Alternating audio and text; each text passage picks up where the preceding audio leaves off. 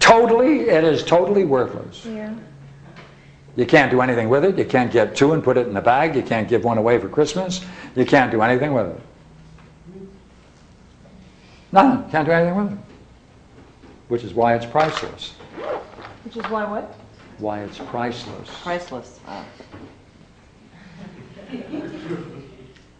Yeah. I think we work too much for this evening. What do you think? Huh? Well, no. Hold it. Hold it. Yes. Yes, go ahead. Oh. No, no. Well.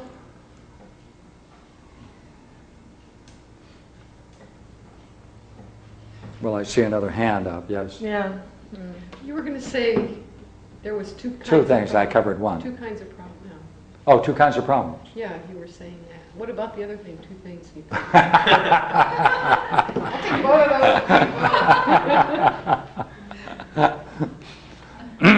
Well, this is the kind of a problem that you have to take on artificially. Like, what is moved? What is the sound of one hand clapping in the wind? Right? Stop a railroad train coming down on the railroad tracks, right? Stop a sailing ship. Show me the orange you ate yesterday. You know, take that as a yes. Yeah. That's a different kind of problem. Where on the face of it, you're going to have to accept something as meaningful, even though you haven't got the faintest idea that it is meaningful. It goes beyond your everyday experience. You can't use your natural world to answer it.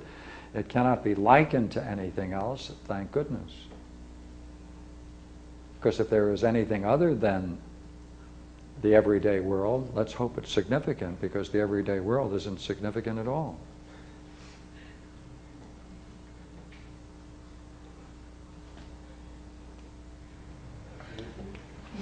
Okay, good, good, Yeah. good, good. Hold it. I'm sorry. What? Should you go through the other practices before you start this one? Like in the Republic, you're supposed to have gone through all of these. Well, you see, if you start with arithmetic, which is, what is the one as such, right? Then at least you're on some level that it has some kinship. You might even think it's mathematics. But you some see, of the experiences you were saying were required to get to this stage. You were saying that there were 5 different. yes, Don't those experiences require? yes. This is a Platonic vision. I think perhaps the best way to do it would be to skip it and just do it. Get on the fast track. And so would you have the experience of? You would have to, actually what you'd have to do is recover all of these things on your own. Yeah. Because like music, music in the sense of Plato. See, if you do this inner dialogue, you're going to have to listen to your own inner voice, and you're going to have to see whether or not you can trust it. You trusted it. You were conned by your own thought. So, you see, if you want like a simpler thing to do, just to show you what I mean, all right? A very interesting thing which I think just fundamentally it's good to know is what precedes a thought. Okay? Literally. What precedes a thought? Right? All you do, you watch thoughts. Now wait a minute, you got to be very quick. Because we want to see what precedes it. Now look here, let me even make it shorter. All right? Obviously you have the same kind of problem.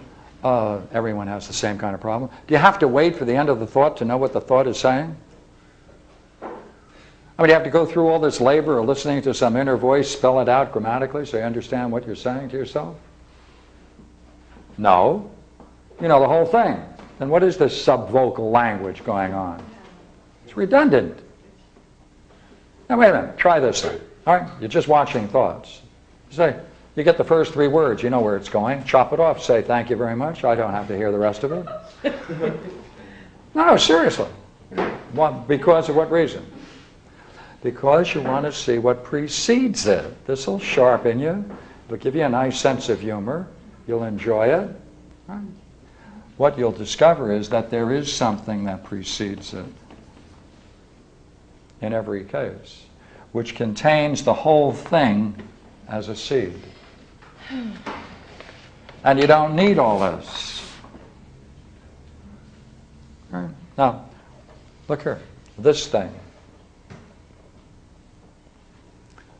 has an image. It has an image that accompanies it. It has an image, see? And these images, they're very good to know what kind of an image it is. Is it an image of your father, your mother, your uncle, your teacher, your friend? Because if you can spot the image that attends that thought, how does that benefit you? You know its source. Right.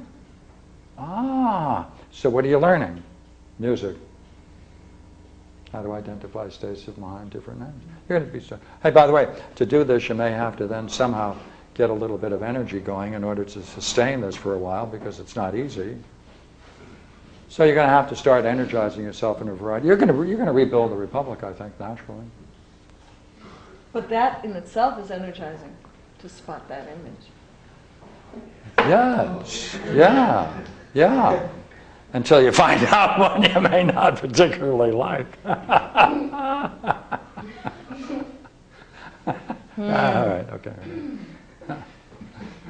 All right, what do you say? We blow the whistle? Thank you.